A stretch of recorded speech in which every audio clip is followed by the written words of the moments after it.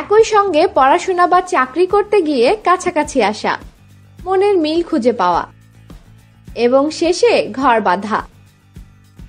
সমবয়সী স্ত্রীর সঙ্গে বন্ধুর মতো সবকিছু শেয়ার করা যায়। নিজের ভালো লাগার বিষয়গুলো সহজেই তার সাথে মিলে যায়। বিষয়গুলো আবার সবসময় একই রকম থাকে না, কখনো পড়তে হয় দারুণ বিপাকে। তাই তো অনেক অভিভাবকই মেনে নিতে পারেন না ব্যাপারটা।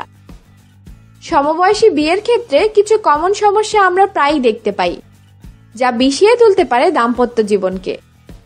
অনেক সময় দেখা যায় সমবয়সী পুরুষ মহিলার কাছে মানসিক দিক থেকে ভ্রাতৃতুল্য হয়, কিন্তু পুরুষটির আচরণে এসে পড়ে কর্তৃত্ব।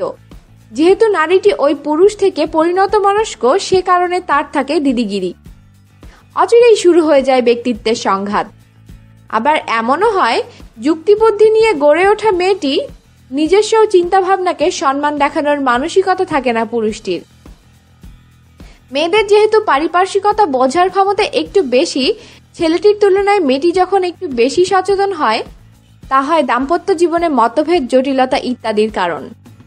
একে অপরকে যথাযথ সম্মান দিতে নারাজ। আবেগের ভাটা পড়লে সম্পর্কের পরিণতি হয় ডিভোর্সে।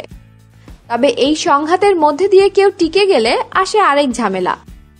দুজনেরই বয়স যখন 40 থেকে 45-এর মধ্যে, নারীদের জীবনে এটি একটি টার্নিং পয়েন্ট। নানা স্বাভাবিক সংকট তৈরি হয় এ সময়। সন্তান ধারণের ক্ষমতা হারায়, স্বামীর ইচ্ছার বিরুদ্ধে অনিচ্ছা, ক্যালসিয়ামের অভাব ঘটে, একই সঙ্গে চলে মানসিক সমস্যা। এসবে তা ভয়ঙ্কর হয়ে ওঠে। তারা ভাবতে শুরু করে তাদের দেয়ার আর কিছুই নেই। মনে চলে আসে বিষণ্ণতা। প্রকৃতির কারণে আগেই পরিণত হয় নারীকে আগেই বার্ধক্য গ্রাস করে ফেলে। এই বয়সে পুরুষটি তখন টাট্টু ঘোড়া। মধ্য দুপুরে পুরুষটির তখন নিদারুণ অসহায়। দিশেহারা পুরুষের দাম্পত্য জীবনে অভাব, অশান্তিতে শুরু হয় ডিভোর্সের সম্ভাবনা। সমবয়সে বিয়ে করা মানে অশান্তিকে দাওয়াত দেয়া। পাত্রীর চেয়ে পাত্রের বয়স কমপক্ষে 5 বছর এবং বেশি হলে 10 বছরের মধ্যে থাকা উচিত। ব্যতিক্রম ঘটনা ঘটতেই পারে, কিন্তু সেটা আলোচনার মধ্যে আসতে পারে না। ব্যতিক্রম সবসময়ই ব্যতিক্রম। তাই কিছু সমবয়সী দম্পতিও হতে পারেন দারুণ সুখী।